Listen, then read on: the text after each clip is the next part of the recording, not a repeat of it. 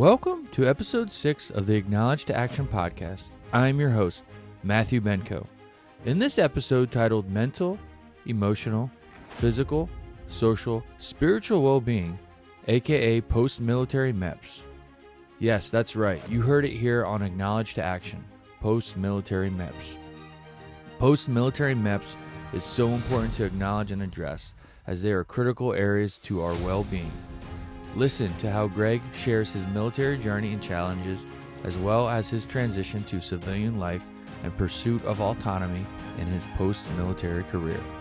Greg shares his insights on the importance of cultivating mental resilience to navigating challenges and embracing growth. His journey is an inspiration for all. Thanks for tuning in to the Acknowledge to Action podcast, where we embrace the journey. Oh, all right. Well, hey, Greg, man, thank you so much for being here today. I'm really excited to kick off officially. What's the episode 5 or 6? Don't hold me to that because I got a couple in the queue. This is great to have you here today. There's so much to talk about, and so I just want to welcome you, Greg. So much. Thanks. It's so great to have you. Yeah, man, this is awesome. I've been looking forward to this one all week. So thanks for having me on. Cool. We connected on LinkedIn a few months ago. I mean, you, in my opinion, where I'm at, you're a powerhouse on LinkedIn, and a lot of our engagement we've had on LinkedIn has, I'll be honest with you, has inspired me to take my ideas and thoughts of Acknowledge to Action to the next level. And here we are podcasting together. So I just wanted to acknowledge that up front as far as like how important and how what a great influence you've been. You and Kevin and what you're doing with the Vet Collective is just awesome. Yeah, this is what it's all about, is getting people to just get out there and start doing their thing. I think, so you're on this will be episode 5 or 6. We're on we just released episode 8 today. So we started around the same timeline. And then I'm not sure if do you follow Denny and Be the Standard podcast? I just, based off one of your feeds, yes, I have that in my queue to follow up on and just really look more into it. Yeah. Yeah, you should check them out. I think you'd really appreciate those guys. But they're on episode, I think they just released episode 8 too. So it's cool to just see like 3 different people, 3 different podcasts in the veteran community all kick off at the same time. And all have like awesome content, awesome conversations. So I'm looking forward to what the future holds for all 3 of us. Oh, it's great. And I did a podcast prior when I worked at one of my jobs at the community college as manager of veteran services at a community college. I had access to an hour time slot on the community college radio. And then that's why I kind of dipped my toes into the podcast world. I think it ended up being 15, 16 episodes, but because of the format of the radio, it wasn't your standard sort of format for podcasting. So, but why do I say that, share that? What I've learned is how the podcast community, just how we embrace each other and how we encourage each other. And we want to see everyone be successful with it, because your success is great. I know you and Kevin, and the Harder, Not Smarter podcast is just off to a great start. And it's just nice to see, and it's a good energy. That's the veteran community as a whole, though, really. I mean, everybody's just there supporting each other, uplifting each other. I think it's easily the strongest military or strongest network out there out of any, you've got like doctors, nurses and stuff like that. There's nothing tops the veteran community. Really doesn't. That brings up an experience. I started my military career in the active duty Air Force. I'm in the Air National Guard now, but I remember I was stationed at Eielson Air Force Base up in Alaska, and the flight chief said, we brought up something about you are now officially part of the largest, oh my gosh, I'm having a short fraternity. There it is, college. It goes to show you, I didn't have any college experience at that time. I was 18. He's like, welcome to the largest fraternity you will ever be a part of. And I didn't really whatever. Like, I didn't say it like, I was, oh, okay, sure. Yeah. Copy that. But now I understand, and now it makes sense. And like you said, it's the largest fraternity and sorority that you could be a part of, and in that network, it's really, Yeah, it's special, man. I think it cuts through a lot of the bullshit. I think when you Mm-hmm. are meeting people, it's like if you know this person's a veteran, like you can talk to them a little bit about their military service, and you know exactly what they've been through. So you're able to, I guess, commiserate a little bit about all the shitty things they had to go through as Yeah. a member of the military, and also all the great things that you were able to get out of it as well. So I think it's great. I love the veteran community. It's why I've kind of staked my like proverbial stake in the sand and said like this is what I want to do is I want to help other veterans, and yeah, that's what I'm all about now. Yeah. Oh, that's great. That gives me so much motivation to start this conversation, because I know we're gonna have a really good conversation that's gonna be impactful for the veteran community and beyond. Because I know we talked a little bit about how we networked, and because we're veterans, we connected through LinkedIn, and it's a start to a great relationship, and we build off of that. But just from my opinion, from what you're doing on LinkedIn, it goes beyond the veteran community as well. Like there's individuals from all walks of life can take inspiration and motivation from what you're putting out on LinkedIn, from these podcasts as well. Yeah, as a veteran, we're probably going to gravitate like Sly, or looking at the light, we're going to gravitate, the veterans are going to gravitate towards that. But I have this sense that it's going to go well beyond the veteran military community. And personally, in my opinion, I think that's what it's about. It's just like we'll welcome you. We're probably a little more at the door. We'll check you at the door, but all right, you're cool. Yeah, exactly. Yeah, I think when you talk about mental health as much as I do, I think it's just something that affects us all. So 25% or 1 out of 4 people will be affected by some sort of mental health illness throughout their life, and 4 out of 4 people will be impacted by somebody in their life that's been having to endure some sort of mental health issue. So I mean, it surrounds all of us. It's something that we should all be talking about, and that's really what I want to draw attention to is the fact that we should be talking about it, because it's an important issue and it's nothing to be ashamed of, or it just is. And that's a great highlight point, because that's the power of it. And I can, we could talk maybe a little bit more about it later, but the power of acknowledge, like what you said, you have to talk about it, you have to recognize it, you have to acknowledge it, you just have to identify. And there's only different ways we could kind of conceptualize that, but the power of acknowledgement and then is so important. And that when we talk about the mental health piece of this focus episode today, I can't think of a more empowering word. Like you have to. Sometimes acknowledgement is self-driven. Sometimes it's forced upon us.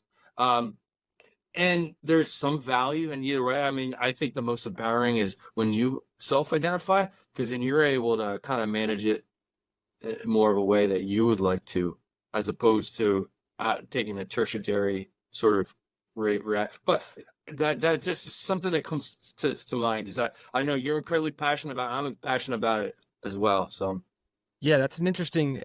The acknowledge piece, I think, is what trips up a lot of people, right? Because I think people acknowledge that they have issues with mental health. Like people acknowledge that they're anxious, people acknowledge that they're depressed, but it's openly acknowledging it and doing something about it. Like that is like that's the next step. So what's after acknowledge? Accept, which is a super powerful. Yeah. So but don't you have other steps in between, or is it after accept that gets you to accept? The first domino, like just in my opinion, that you can't do anything until you acknowledge it, and then acknowledge, accept, process, plan, action. So okay, process, plan, action. Yeah. So you process, plan, and I to trivialize a little bit, we could do that for like, what are we gonna have for dinner? You acknowledge you're hungry. You accept the fact that it's a physiological need. You process a little bit where I want to go. You come up with a plan, and you take action. That can apply towards a larger, more layered, like depression, mental health. Acknowledge it's a big, piece, but when you accept, and you could be in that phase for a while. You have to be in this phase, and more. So you shouldn't put a timeline on it, but it should be in motion and progress as far as how that works for you. Yeah, that reminds me. So that Tony Robbins has this. he has, I don't know, it's just like 3-step breakdown. So it's called state, story, strategy. And it kind of Hmm. reminds me of this. So state is the state that you're in. So, I mean, are you anxious? Are you totally normal, regulated, or are you dysregulated? Story is the story that you tell yourself. And then Hmm. strategy is the steps that you take to address the previous two. So if I'm in a state where I'm super anxious, the story that I'm telling myself is probably going to be pretty anxious itself. And then the strategy that I'm going to take is going to be based off of that story that I'm telling myself. And it's probably going to be a less thought through, more, I guess, less rational strategy or choice.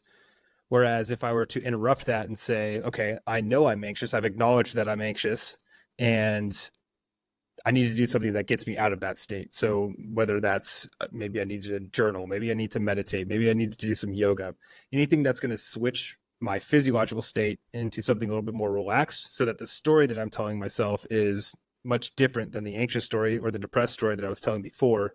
And so the strategy will be a lot different when I address that. I see so many parallels between that and Tony Robbins.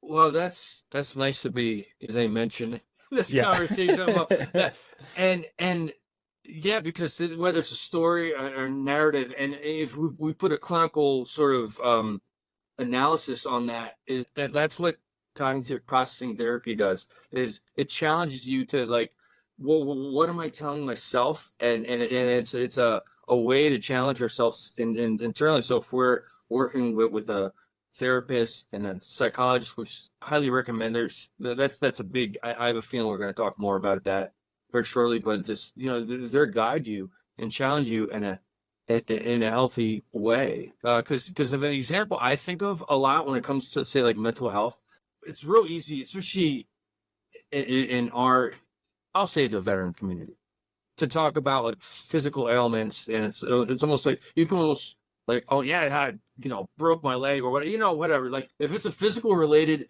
injury, it's easy to talk about. It's like, yeah, It's a badge of honor. it's a badge of honor, yeah.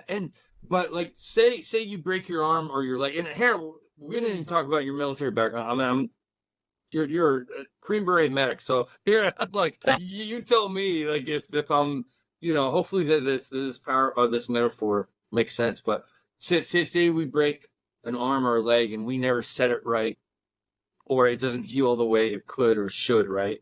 Um, that's maladaptive sort of healing, right? And then it's going to be 2-3 years go by. We acknowledge that I can't bend my arm the way I once used to, or I want normal range at it, right?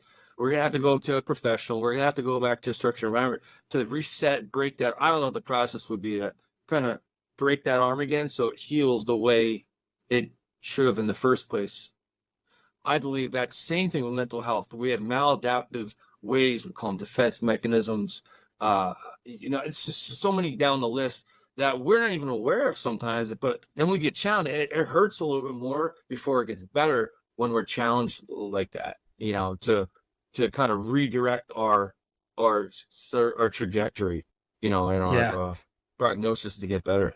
Yeah. Rogan he had a great little bit on this, and he was talking, and it doesn't have anything to do with mental health. It has to do with like societal issues. And he's, basically making the argument that like 1 degree off center, when you like are pushing a narrative that's like 1 degree off center for long enough, it ends up being like way out of whack. And the same thing can be said about mental health. So like, if you're 1 degree off, like you're like, it's not so bad. And you just go on that trajectory, and then you're like, okay, that's my new normal. And then we're 1 degree off there, and we do something else that's like, not addressing our issue and making it worse. That's just another 1 degree off my normal. And so you end up like way, way, way out of whack by the time that you even realize that like, okay, wow, shit, I'm 30 degrees off course and not going anywhere near the direction that I'm meaning to, right? And so I see so many parallels there between what you described and like the maladaptation and all of that is like, yeah. Oh, it's and yeah. I mean, there's so many different ways. I'll say for acknowledged action. There's so many different. This isn't some profound, brand new, like, oh my gosh, like groundbreaking, revolutionary sort of mindset. It's there's so much influence and motivation that comes behind it. And whether it's coming from learning about CBT, cognitive processing therapy, cognitive behavioral therapy, positive psychology. Listen, we get motivated in so many different ways, and then we just kind of make it our own in a good way, where it's like where it makes sense. In the OODA loop from the military: observe, orient, decide, act. Yeah, that's a very more objective, sort of tactful thing, but it still could apply. You could self-observe yourself and orient yourself so you could calibrate yourself in the moment. Like going back to what you said, yoga, go for a walk, ask for help, or just decompress. Like, I need to ground myself out. And I believe that's the power of acknowledgement. Acknowledge for what it is. And then the rest of keep the other steps in mind. That'll get you to where you should be. Whether it's I want to get here, or let's see where I'm on a better path now. I'm on a better trajectory. And there's some, I don't know, that's exciting. Well, when I've experienced things like that, I'm not really sure where this is headed, but I feel much better on this path now because I acknowledged it for what it is. Yes, 100%. And I think, we just talked about it, is talking to somebody and asking for help. I think that is 100% part of the acknowledge process. It's not internally acknowledging it. You will not get through your mental health issues by yourself. It takes a tribe, and asking for help is it's 100% is a staple of the acknowledge process, I think. Yeah. No, that's great. You have a pretty awesome military background, and I know I'm excited to hear more about it. I just have a general understanding of it. And we're going to talk more about mental health here in a little bit, but I always start off with the guests on the Acknowledge to Action podcast. I always ask them how their military journey started, when you acknowledged, hey, I want to go into the military and this is what I want to do. And you just highlight some key moments, some challenges and transformations along the way. Yeah. So my decision to enter the military. So I mean, I'd always known that I wanted to be part of the military. I don't know what it was. Actually, I know exactly what it was. It was Memorial Day every year at this cemetery in Bellevue, Washington, that we'd go to.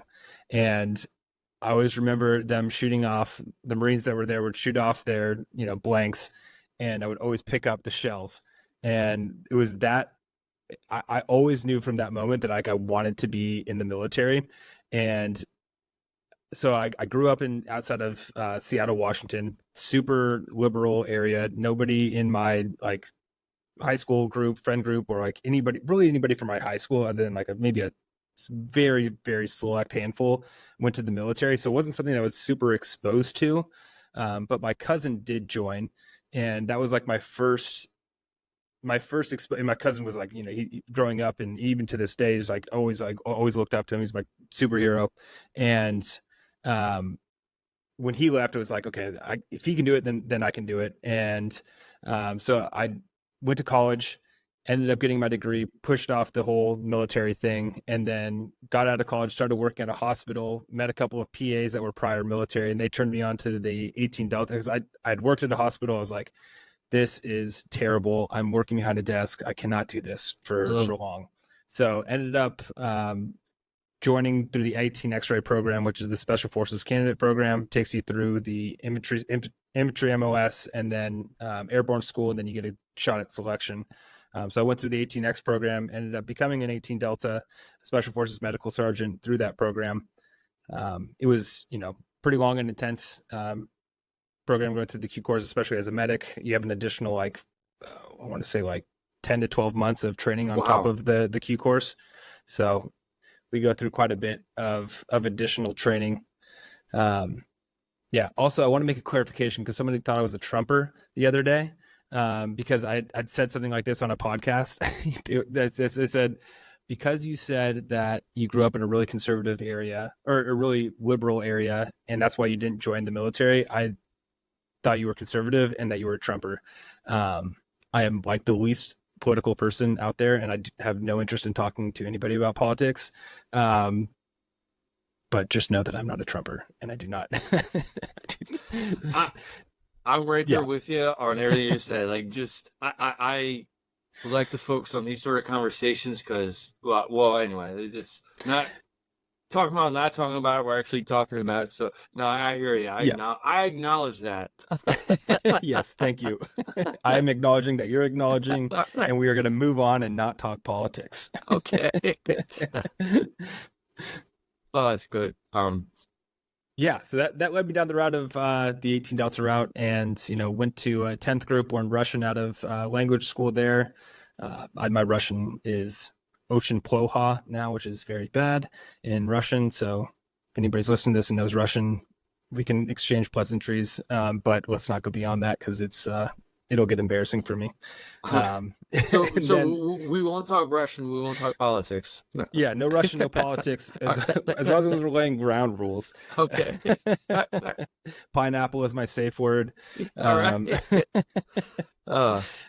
Yeah, and so got stationed out at 10th group in Colorado Springs, and did some deployments to Afghanistan, all throughout Eastern Europe, and yeah, really enjoyed my time.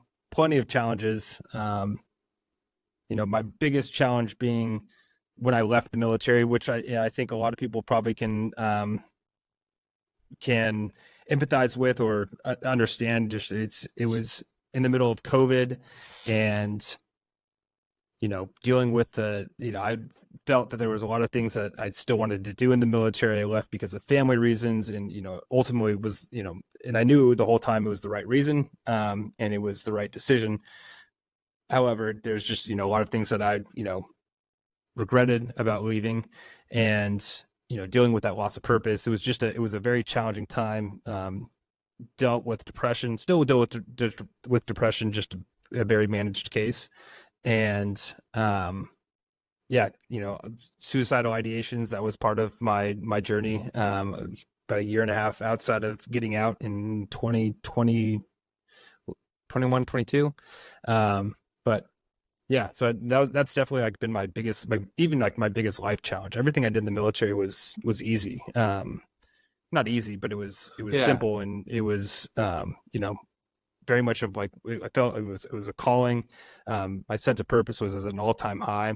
And so when you strip that away from me, that was really what, what caused a lot of issues for me.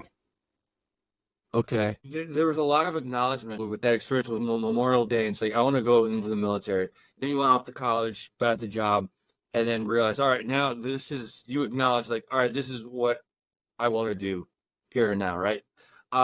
So it's one thing to acknowledge I want to go to the military. It's a whole nother level to go to the was it 18 X-ray? Am I saying that right? As far as like 18 X-ray program, yeah. 18 X-ray program. Because just my general understanding is like you could go in traditional M.E.P.S.S or whatever it is and then try it, but you went in right from the start, like, no, this is what I want to do. I want to be an 18 X-ray and end up being with a medic. Well, what do you create? Like, how did you identify that? Like, how did you empower yourself to say, like, this is what I'm going to do, and I'm going to do it. I'm going to figure it out, because that's I know.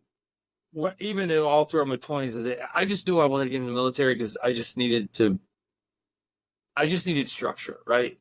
And it's just like, I was the type like, all right, this is what you want to do, I'll do it. But for you to self-identify and like, no, I want to do the military, but I want to do this, how can you speak to that a little bit? Yeah, I think a lot of that came down. I mean, one, just curiosity with medicine. Mm-hmm. I think that was definitely a passion of mine, and it still is. I think I've shifted that into mental health now, but medicine has always been something that's interested me. So there was that, and then there's the drive to want to be and work with the best. And I felt like, if I could become a medic and also work with like the tip of the spear, then that's exactly what I wanted to do. I've always been in, physically in good shape. Working out has always been like a very, very important part of my life. Just one of those things that keeps me grounded, and I've just always enjoyed doing. So, I know a physical challenge was going to be part of it. And yeah, that's, honestly, and just not an opportunity to serve a higher purpose. I grew up in a very affluent area. The what you do in that area is you go off to college, you get a good job, you get paid well, you build a family in the suburbs, and like and you live there for the rest of your life. And it's fine for some people, but I knew that I wanted to, I needed to I needed some adversity in my life because everything had been to that point had been handed to me. And so that was, another one of those things that definitely was like sitting in the back of my head. Is like, I'm just gonna sit here in this suburb and like just slowly rot away. No, sorry for anybody that's listening to this back home and that's what you're doing, but that's how I kind of felt at the time and still kind of feel. So that's why I did it. That I find it very interesting and motivating how you were able to identify that and take, arguably one of the hardest trajectories you could in the military, and then stick with it and go on to be successful, go on to be, an operator, and go on to be deployed. But the antecedent or the motivation piece was like, hey, I'm just in a place where this is not for me. And like you said, there's nothing wrong if for some and for a lot, that's okay, for like just rinse and repeat as far as like the cycle of modern day society, if you will. That's why they say only 1 or 2% you identify that calling. And it doesn't make that 1 or 2% you're not more better than the person next to you. It's just, no, this is the opportunity I want to pursue and embrace, and then go on to achieve that stuff, to challenge yourself on a number of different levels. Well, thanks for sharing that. And if so whoever's listening and they're like maybe considering, I always like to ask this, especially with somebody of your background, what piece of advice would you give to somebody who's like thinking about, not only want to go in the military, but man, I want to pursue a special force? What piece? Because you could Google stuff and you get all sorts of go run 10 miles a day. Yeah, maybe you shouldn't be speaking to that, but like, what would you say is, what advice would you have for that individual? Yeah, this is what I will always tell people, is that you got to be really honest with yourself, because it's not an easy life, and you have got to be ready to be away from family. If you have a family right now and you have a wife, you have kids, better have a very, very honest conversation with that person and let them know that you are not going to be around. Because when you're not deployed, you're going to be training. And when you're not training, you're going to be working and deployed. Like that, there's very little home life. And once you're at group and switched on and in that cycle, it's a very hard life. It is. And it's not one that's conducive to building a family. The divorce rate is super high in special operations, and for good reason. Because again, like you're deployed all the time. How can you develop and some people do it. Some people are great at doing this, and but it's just not a very conducive environment for that. So the first thing is have a very honest conversation, if you're not single, with the people that you're going to be putting on the line because of what you're choosing to do. And that's a showstopper for a lot of people, and it should be. But that's the number one piece of advice I have, is to have a really honest conversation with the people that you're close with and make sure that they're on board. And make sure like you have and go and you can talk to me, like reach out to me, and like I'll have a conversation with you and tell you exactly what you need to tell like your significant other about what you're about to get into, and I'll lay it all out for you, and that way you can present them with facts beforehand. Because I think people are always like enamored by they're like, oh man, this is like I'm doing something heroic, and so my wife or my spouse will be like 100% on board with this. Turns out like they definitely won't when you get there, and you'll have your challenges for sure. There's a lot of value when you said just being honest with yourself. And I'll speak for the general 17, 18-year-old, or even young 20-year-old. That's like, sometimes that's hard. Like, well, what does that mean? What does it mean, like being honest? But like, having those data points that go beyond like, all right, I know I'm here to do X, Y, Z. The physical part is the easy metric that I think most people could understand, could relate to. Like, oh yeah, I could do that. I want to be challenged physically. But I think the piece, and this could be for everyone in the military, is the emotional side effects, the not the physical, but the social, emotional, I do some of my social, emotional, and mental. There we go. side effects that I don't think we kind of like inventory from the start. But I think when you take a step back, whether it's going on to be special forces or to any um, um, MOS or AFSC or any job in the military, it's like, okay, what am I really getting myself into as far as that piece goes? Because I shouldn't comment on this because as an Air Force guy, the physical is not our top priority, but like the physical, once you get the physical part down, that's almost the easy part. But once you get into a rhythm and a routine, and you get past that initial sort of like it's the stuff we really need to work on. And this is beyond the military. Is the emotional piece, is the mental Mhm. piece, is the social piece, because that constantly changes. That talk about challenges and hurdles and the unexpected, uncharted territory. That's where it's tough. That's where it's really hard. And that's just something just some takeaway I got from what you were saying. Yeah, I mean, the physical part. I mean, you can program that, right? You just write it down on a piece of paper and you do it every single day and check the box. Like, and eventually, like if you stick with it, you will get stronger, faster, leaner, and it'll all work out for you in that regard.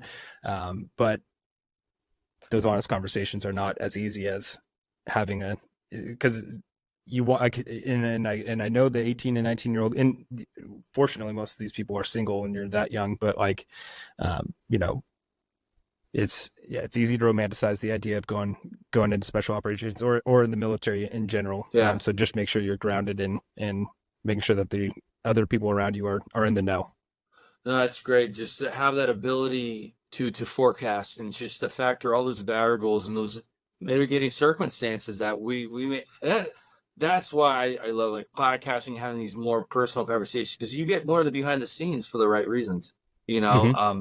And I think, as we transition into to the mental resilience piece of what we're talking today, um, that is so important. What you said is like being honest with yourself. I think that's a great underlying theme here, like being honest with yourself. And going back to the physical piece, it's like, all right, this is what I need to achieve. Just do it, and you get stronger, you get faster, you get leaner. All those things you said. I'm curious to see how that model works in the mental health world. Like, what metrics are out there to help us to get faster, leaner, the equivalent in mental health? So I'm curious to hear your perspective on that. But before we go into that, Ken, I just want to acknowledge and ask, like, so you've been out of the military a couple of years now, like 2.5-ish years, right? Yep. Going on 3. Um, where has your journey taken you beyond your service and beyond the military? Yeah. So, right now I help run the Vet Collective. I'm a co-founder of a community that we're just, basically just trying to help people veterans become entrepreneurs. It's definitely a passion of mine. And that is, my time in the military is obviously been instrumental in getting focused on that mission. Yeah. When I initially transitioned out of the military, this would be a good story for people that are transitioning out. So I transitioned over to a company called Baxter. They're a large international healthcare company. I was a associate sales rep for them, and basically sold equipment in the operating room. It was a pretty good gig. First transitioning out, it was a large bureaucratic organization, very similar to how the military is. You do your time and you get pushed up the ranks. And so for that, it was awesome. It was a great experience. Had a really good team that surrounded me.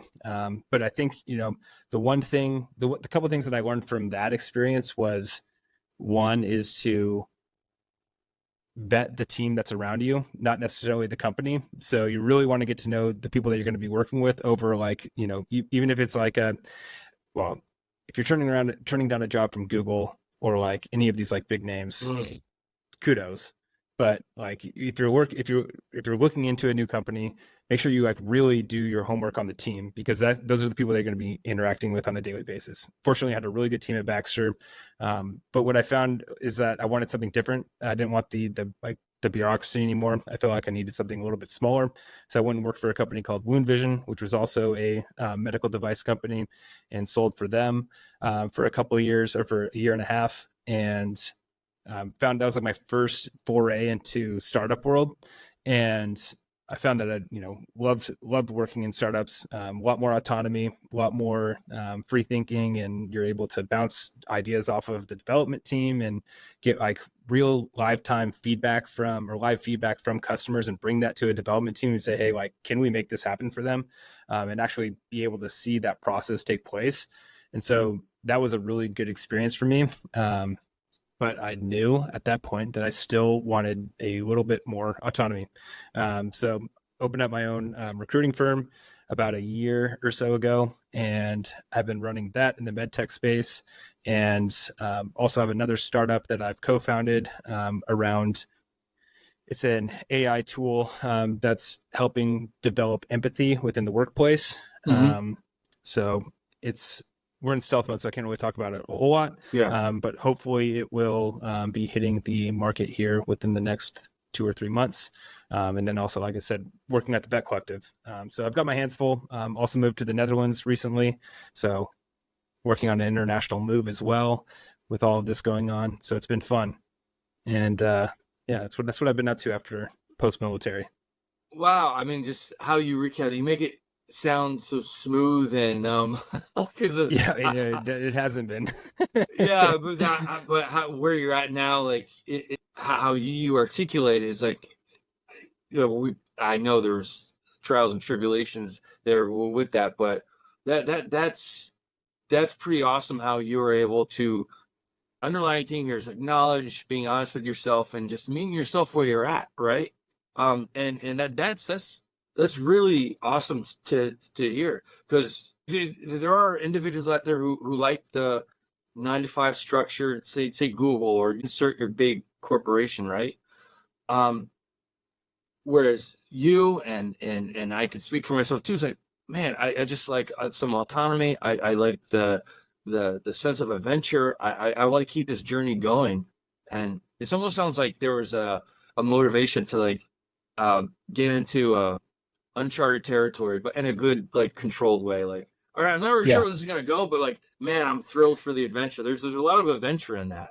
Is that fair to say? Definitely fair to say. I think something you said earlier is, I'm not sure what context but figure it out. And that is something that in my military career that has carried over into my civilian career from the military, is like, figure it out. Like, whatever it is, like, whatever problem sets in front of me, like, one thing I know is that I'll figure it out. And I have that confidence in myself, and in some way or form, everything works out. And so I try to keep that in the back of my mind as I'm navigating all of these. It's not easy. Like, I'm not paying myself right now, so I'm working like completely for free on all of these different ideas, and so like that is a little bit nerve-wracking. Fortunately, I have a wife that is an attorney, so that I would definitely a nice little nest egg there, which makes a lot of these things possible. But it's still, there's still some risk involved in going down to a single income and having 2 kids. Yeah, it's been an interesting little journey for sure, but I'll figure it out, and that's what I know. There's so many great things you're saying today that I relate to and value. Figure it out. So my job in the Air Force, C-130 Loadmaster, and if somebody asked me that, well, Loadmaster, what's that? People in the military know what that is. But the way I describe it, whether it's somebody who's like, we're in the business of figuring it out, making it happen, getting cargo personnel from point A to point B, or whether it's doing a tactical airdrop mission, figure it out. Very few things go according to plan. I mean, it's nice when it does, but you have to expect the unexpected, and we're always constantly inventory, like, adjust, adapt, modify. And I think just like to what you said, I think the way to conceptualize that or to define is figure it out. Like, plan, like you said, be honest with yourself is a good pre-plan piece to it, but like, plan on figuring it out and modifying along, expect unexpected and all this other stuff. So that's I just wanted to acknowledge that, as far as putting those that tools in your toolbox, so when it does get a little challenging, like, no, it's okay. Again, it's not sometimes it's not fun. It's a lot of times it could be it's not enjoyable at all, but it's like, wait a minute, this is this is meant to be, and I'm going to figure it out. I'm going to rely on my experience, my training, who I am as a person. So that's just what's come to mind, Aaron, what you're saying today. Yeah, I love that. That's exactly. Just speak my language, Matt. Just speak my language. Well, we've already kind of like skimmed the surface a little bit, but a focus point of today's episode is, cultivating mental resilience and, navigating the challenges and embracing growth. So that was a great segue. What we just had, I mean, we couldn't have asked for a better way to kind of, formally go into that. But I know that you're big on LinkedIn with that. You're a huge mental health advocate, and you share your journey, your experiences, which arguably is one of the most empowering things you do. When you talk from the first person and you own your journey and you share it with others, that helps. One of the things I say in the Acknowledge to Action podcast, like, wherever you are in your journey, you're not alone. And honestly, sometimes it feels that way. You're on this island or you're alone, but when you tap into a network and hear others individuals' journeys, it's like, wait a minute, I'm not on. Yeah, our experiences are unique to ourselves, of course, but it's like, hey, this person went through it this way. They got through it. They figured it out. I could do that too. That's So anyway, that's the focus point today, and I just wanted to highlight that because it is. So can you discuss the importance of emotional resilience, not just maybe in the military life, but in general across the board? Yeah. So first off, I think it's Prince Harry that said this, and this kind of goes back to like talking about my mental health journey. He says I don't know if this is not an exact quote, but it's like a weird thing happens when you open up about your mental health, and that's like there's a huge support group network behind you that has dealt with the same thing. By the way, I'm not sure if you're following this, but like, where in the fuck is Kate Middleton? Have you been following this at all? I have a general sense of it, but I'm not up to speed on the specific details. I'm tracking this, man. It's super weird. Super weird. What I gotta mention. So she had an AI generated photo, and they like that came out, and okay, because everybody was like it was her, and it was definitely AI generated. She came out and said that she edited it and stuff. So there's just so many weird things going on. It's like, just come out and like, I don't know, just like pop your head out the window or something like that. Yeah. Show us you're alive. Anyways, okay, mental resilience. Yeah. Talk about mental resilience as me trying to just make sense of all of this. Anyways, so yeah, mental resilience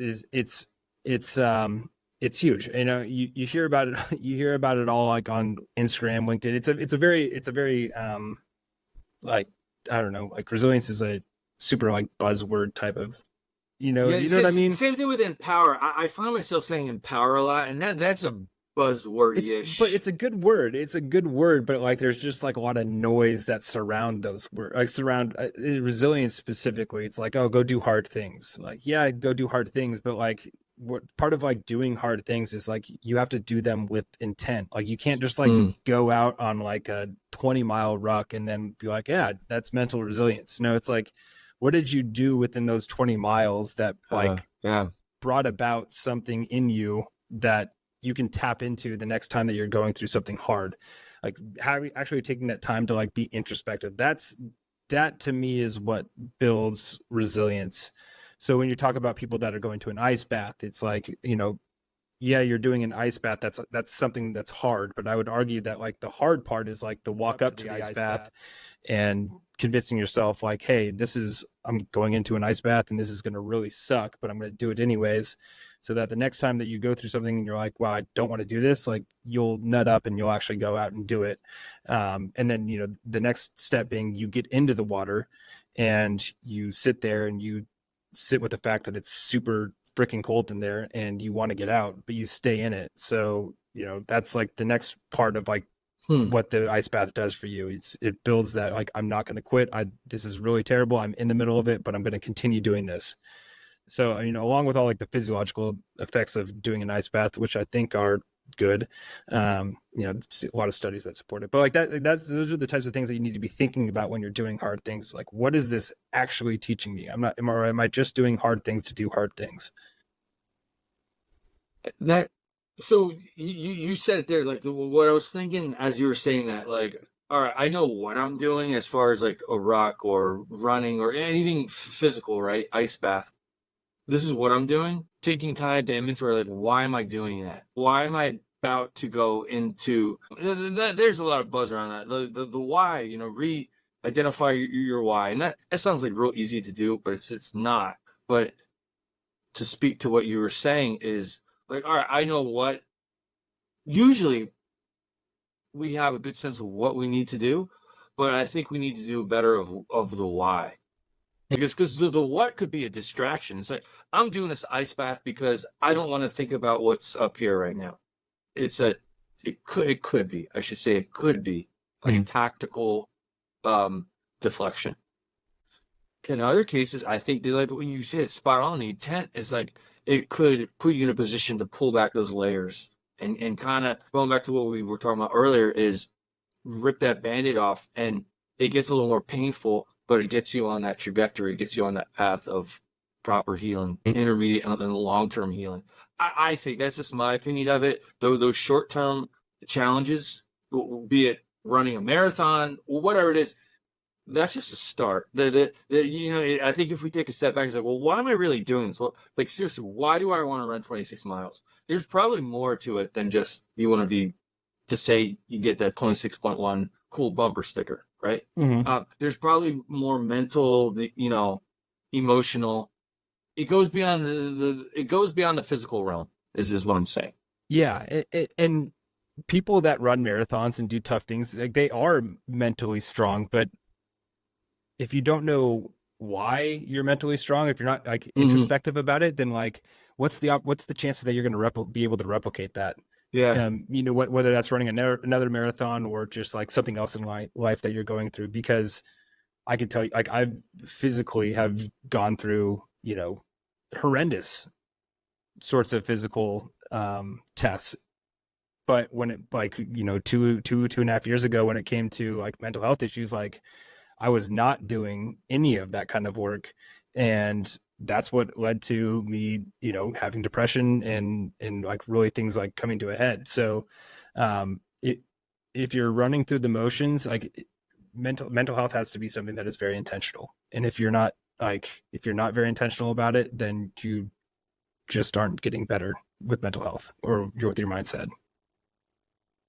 That's great, and that's one of those things you probably have to hear and repeat to yourself or write it on the wall somewhere and see it every day for you to absorb that, because that's pretty heavy. I mean, just I don't know how many words that is off the top of my head, but 7-8 words can be incredibly impactful and could change this, but you have to want it, and a cliche, you can lead a horse to water, but you can't make him drink. Like it's like, hey, there's the water. This hey, but when you're ready to drink, there it is. But I think the individual has to remind themselves of where that water is and why is it that I want to drink this water, or why do I need to go drink that water?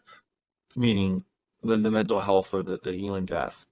Yeah, and you talk about 7 or 8 words. That's all it takes, and I think you're spot on, because there's been studies that say like I want to say it's some astronomical percentage of our thoughts are negative. I want to say 90%, or maybe it's 90% of thoughts are repetitive and 80% of those are negative.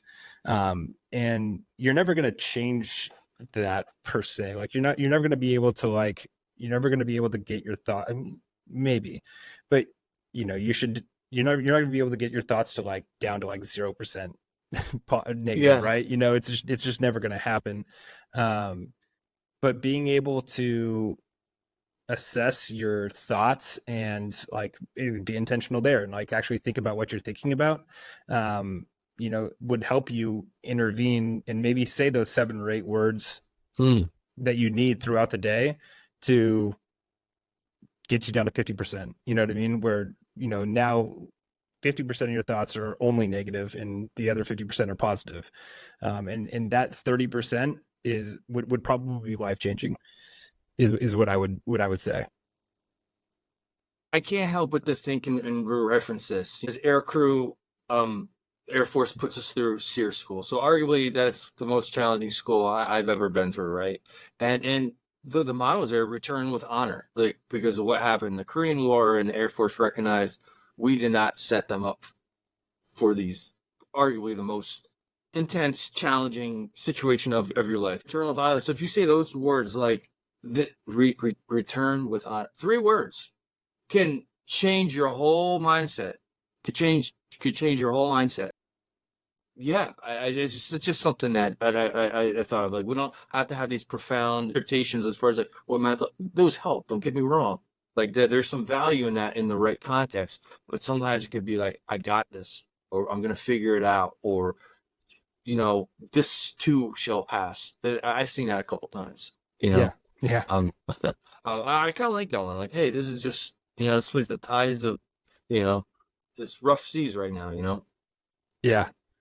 I think Tom Hanks had a great quote, or something along the lines of, it was like, when things are like good, things are only good temporarily, and same thing with like with bad things. Like when things are bad, they're only bad temporarily. Like this too shall pass for both of those. Like so he said, times are good, this too shall pass. When times are bad, this too shall pass, or something along those lines. And it's so true. Like you can't always be happy, and like you're not always going to be sad. It's just a part of being human and this experience. And I think that's helpful for a lot of people when you can kind of conceptualize that. Be like, hey, you know what? Like this is really, really shitty right now, but I know that like whether it's tomorrow or a week from now, like this is going to end. And that helps manage those expectations. That puts you on a forecast. It's not a matter if, it's a matter of when things get good. It's not a matter if, when things get shitty. When things get just status quo. They just peaks and valleys of that emotional state. That's a good. I have this visual in my head. I wish I was able to.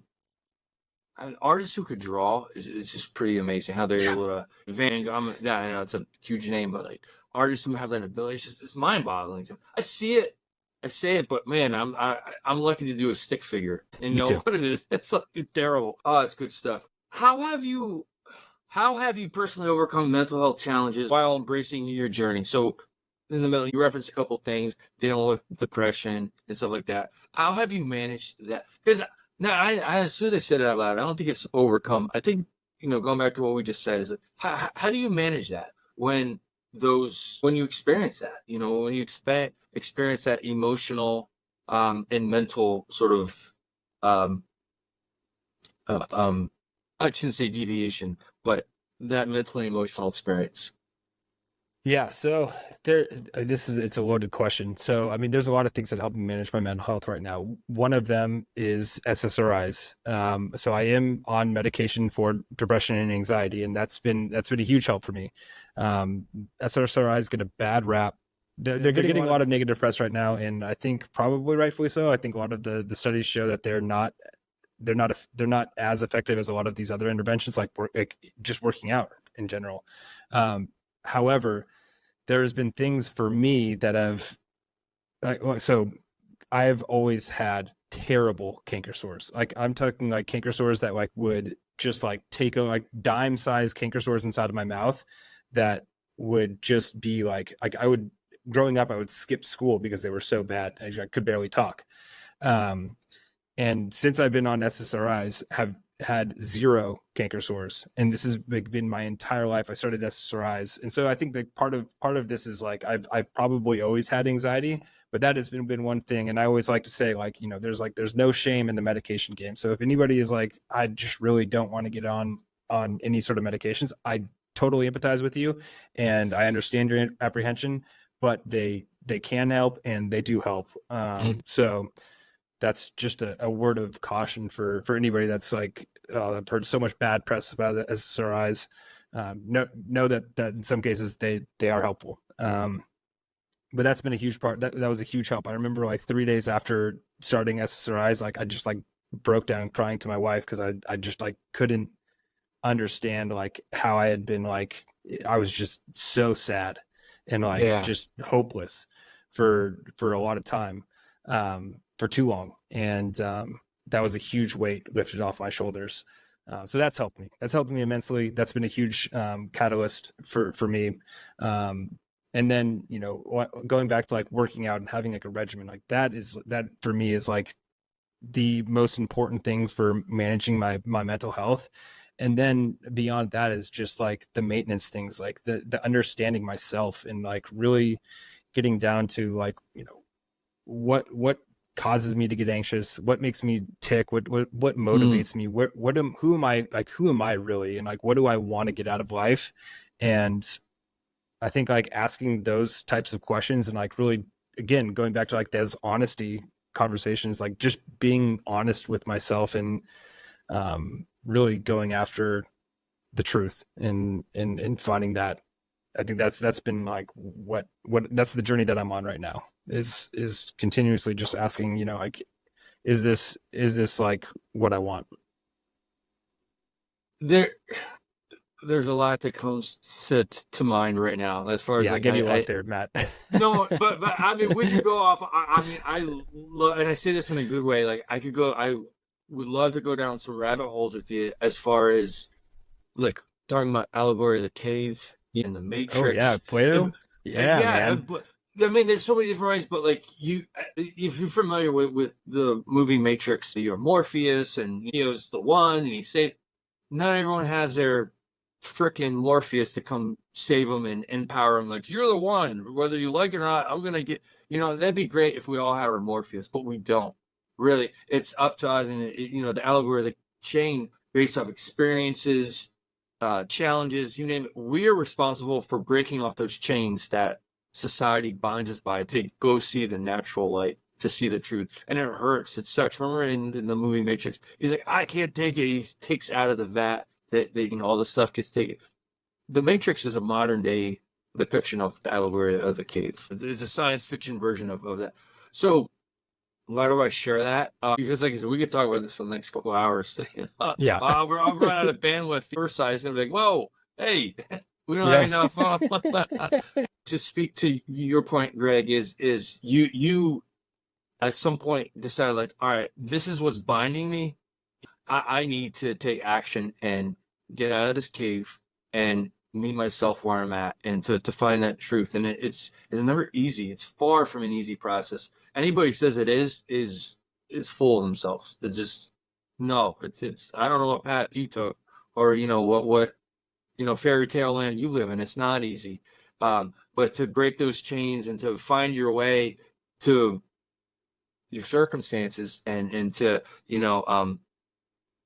like, I mean, like you said, you referenced taking the medication, going to therapy, and just meeting yourself where you're at. It's tough. It hurts, and it for some it could be a setback, but it wasn't for you, and it's not for you. And I think when we hear stories like that, somebody who's like I don't know what to do, you could figure it out. I wish we had a do X, Y, and Z, and you'd be fine. It's not always that straightforward, but just being honest with yourself is there's a lot that entails with being honest with yourself and meeting yourself where you're at. Yeah, I think a lot of that comes out when you start talking to people and talking to someone, talk to a professional, talk to a therapist. Those and the one piece of advice to give to people that are looking for, or to that point where they want to seek help is like, don't let one bad encounter with a therapist like be the thing that like ends your mental health journey or your journey towards better mental health. Because just like people like there or your friends, like there's some people that you really jive with, and there's people that you don't really jive with, and you keep them at arm's length, and that's fine. Like you just got to go speed dating. You go speed date your therapist. I wish there was an app out there like a Tinder where you could like swipe right on like certain therapists and do like a speed date. If there's anybody smart out there that wants to create an app, I'm here for that. I think that'd be cool. But yeah, I think don't let a bad encounter or even two or three just keep on searching around for somebody that you're gonna be able to. I found mine. He's a former group dude, former Green Beret, and dude's like he's a wizard. He's fucking super cool, gets me, and I get him, and we're just a match made in heaven. Bromance. That's awesome to hear, because I'll share a quick personal story. I just finally connected with a therapist and a psychologist.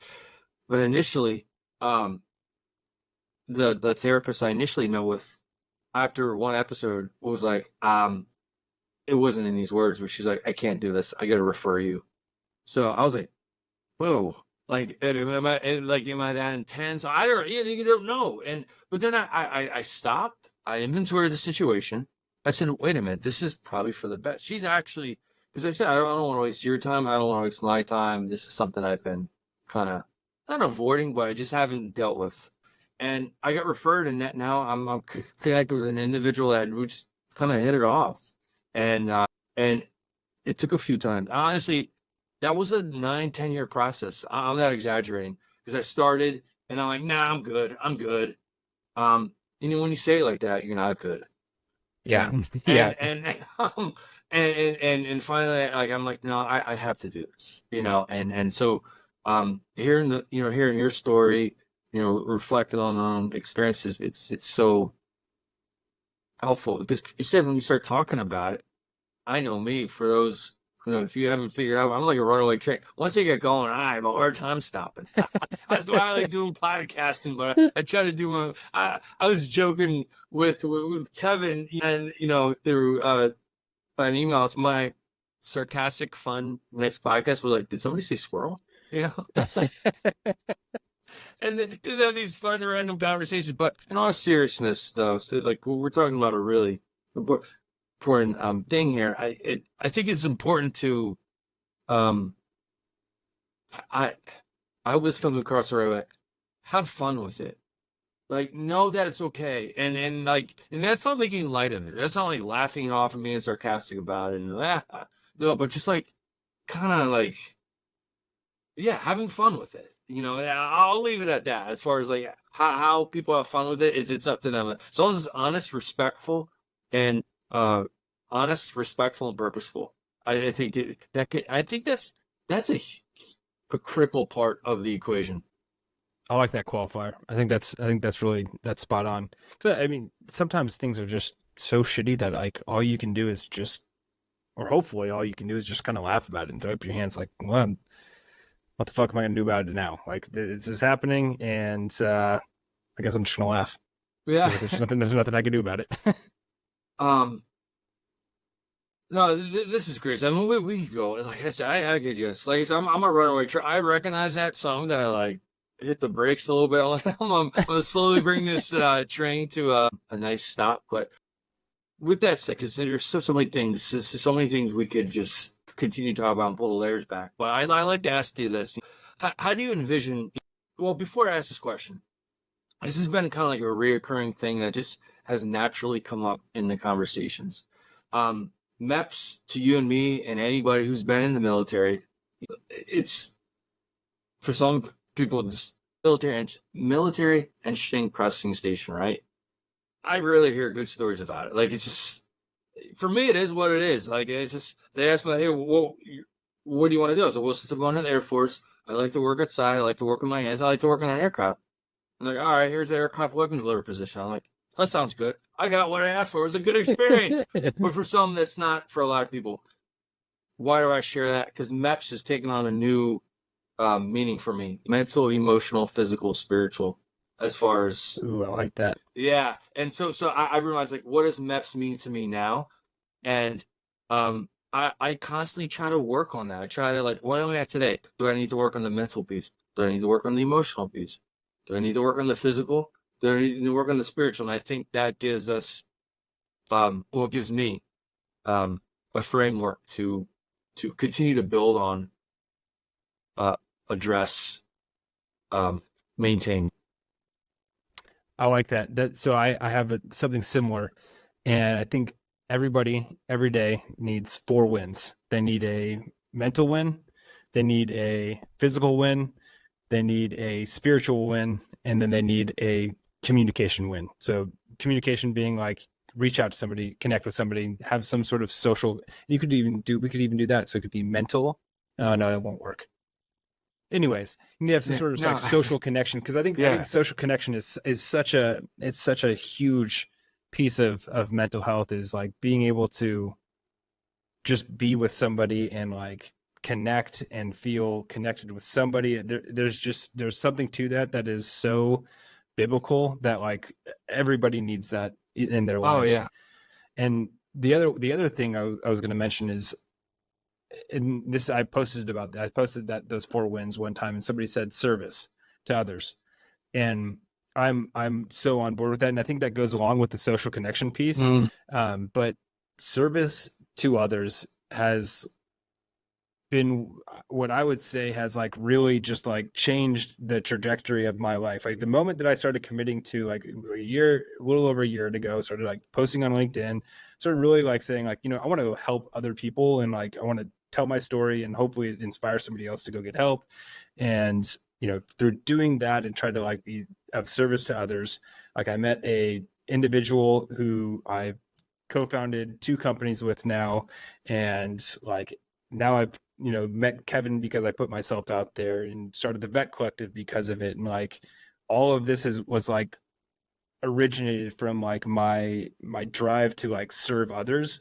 And I think that there's something to that, where like if you go out there and just like put your best foot forward in service of others, that good things will happen to you. And so if you are at a point in your life, in military transition, just at a point in your life where you're just like, what's the purpose, or like I'm just in a tough spot, I don't know what to do, go help someone, because that is the way you'll find what you're supposed to be doing, and that will change your life, is if you just go help someone, one person at a time.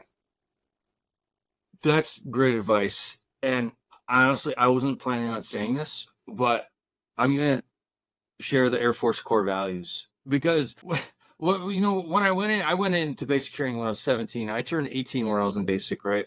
So you hear that stuff. It's like, yeah. Integrity first, service before self, excellence in all we do. That means a lot to me now. And I'm not just I'm not drinking the Air Force Kool-Aid here or whatnot, but it just really, I reflect, and it means a heck of a lot. And I thought of it, and I shared that here because of what you just said, servicing others, the social connection.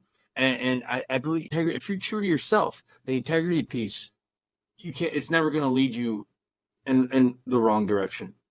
And service before self. That doesn't mean dismissing what you need as a human being, as an individual. That doesn't mean sacrificing your essential wants and needs. It just means connecting to that social piece, right? And excellence. You do that, you do those 3 things, all the other stuff falls into place. And it may not seem like that when you're like in the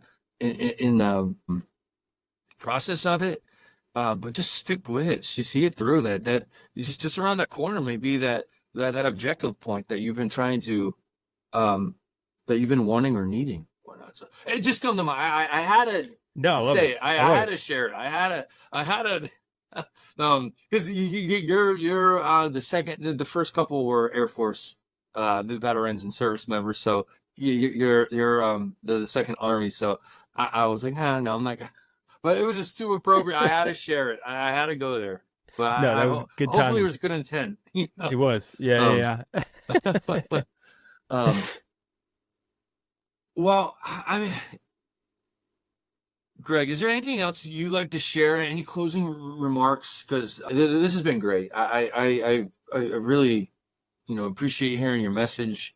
It's been great to connect with you just a few months ago and have this opportunity. I can't say enough how appreciative I am and of you and what the Vet Collective is doing. You and Kevin Seif, you guys are doing awesome things.